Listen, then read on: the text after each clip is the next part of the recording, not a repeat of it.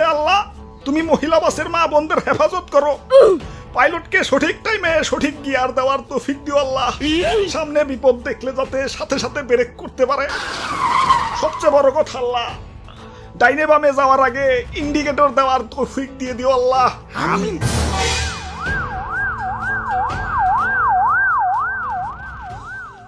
সকিনা, ও সকিনা, সাবধানে যাইও। নাই নাই জায়গা মতো খারিয়া থাকবো। আমি দেখি অন্য বাসে আইতাছি। হালার কি দিনকাল পড়লো, বউয়ের সাথে একসাথে জার্নি করবো, তা বাসের কন্ট্রাক্টর আপায় আমারে নিলই না।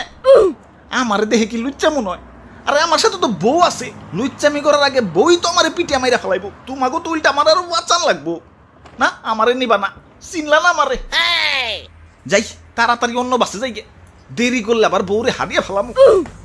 হে আসেন ভাই আসেন, তাড়াতাড়ি উঠেন, দেরি করেন না, দেরি করেন না। আরে কিসের আসেন আসেন, কই যা মুজি গাইবা না? আমরা তো জিগিয়ে জিগিয়ে যাত্রী উঠাই না, আমরা তো হে বাস না, আমরা হইলাম ট্রেনের পিছনের বগি।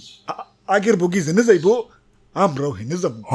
কি আবুল তাবুল কইতাছ? পিছনের বগি কিছুই তো বুঝতাছি না। ওরে বাপুরে, ইয়া মহিলা বাসে তো শুধু মহিলারা যায়। এখন মহিলা গো বাপ ভাই জামাই বয়ফ্রেন্ড, হেরা কি করবো? অন্য বাসে গেলে তো হেরা আউরা বাস, হেরা যাইবো হেগো মতো। ধরো অনেকে তো বইয়ের হটস্পট দিয়ে নেট চালায়। এখন আলাদা আলাদা বাসে গেলে দূরত্বের কারণে তো কানেকশন কাইতে যাইবো। তাই আমরা একটা নতুন সার্ভিস চালু করছি, ইয়া মহিলা বাসের পিছু সার্ভিস। আমরা এক্স্যাক্টলি মহিলা বাসের পিছন পিছন যাই, যাতে তোমার পুকি সবসময় তোমার চোখের সামনে থাকে আর ওয়াইফাই কানেকশনও না কাটে। আইডিয়াটা সুন্দর না কন? হা হা, চালু চালু, ওয়াইফাই এর কানেকশন কেটে গেল।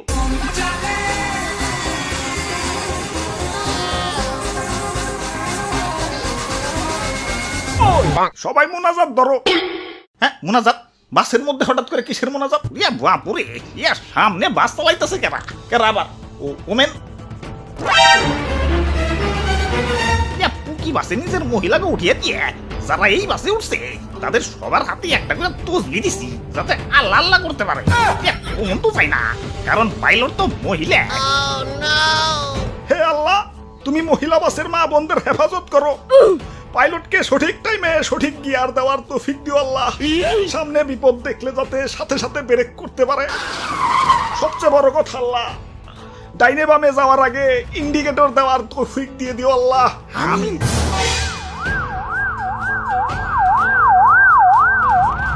আরে অ্যাম্বুলেন্স, কোনো দুর্ঘটনা ঘটছে নাকি? বাস তো দেখা যায় ঠিকই আছে। ইয়া বাপুরে, আমরা যেমন পুকি বাসের পিছন পিছন যাই, এই অ্যাম্বুলেন্সও পুকি বাসের পিছন পিছন যায়। কখন কোন পথচারীদের লাগিয়ে দেয়, ভাই অ্যাম্বুলেন্স সাথেই থাকে। কারণ কখন তো যায় না, পাইলট তো মহিলা। কাম সার ছেড়ে এমনি বাড়ির মহিলা নিয়ে টেনশনে থাকা লাগে। একা একা চলাফেরা করলে না জানি কি হয়ে যায়। এখন এমন বাস চালু হয়েছে, টেনশন তো ডাবল হয়ে গেল। হবাই, কখন তো যায় না, পাইলট তো মহিলা। ওই তোমার তো ডাবল হইছে, আমার তো 8 গুণ হইছে। 8 গুণ কেন? তোমার তো এক বউতে টেনশন ডাবল, আমার তো 4 বউ ওই বাসের মধ্যে। টেনশন 4 দুগুণে কত? তবে একদিকে ভালো হয়েছে, পথচারীরা একটু সব বইছে। আগে তো জেনে হেন থেকে রাস্তা পার হইতো, ওভার ব্রিজে ওঠা তো দূরের কথা, জেব্রা ক্রসিং এ মানতো না। এখন রাস্তায় পুকি বাস নামছে আর সব সোজা, যত্রতত্র রাস্তা পারাপার তো দূরের কথা। রেড সিগন্যালের পরও জেব্রা ক্রসিংটা পার হওয়ার আগে ডাইনে বামে কমসে কম 150 বার তাকা, যে কোথাও কোনো পুকি বাস আছে নাকি। কোন তো যায় না, পাইলট তো মহিলা। ওই ড্রাইভার সাহেব, বাসটা একটু মহিলা বাসের পাশাপাশি নেন না, আমার বউগিলার একটু দেখতে মন চাচ্ছে।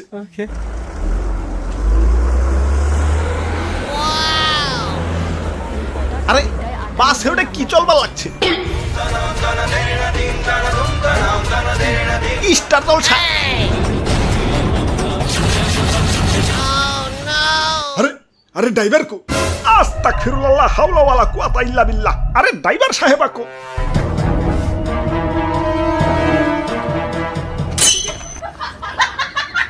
আরে ডিস্টার্ব করো না, দেখো না আমার পছন্দের সিরিয়াল চালু হইছে।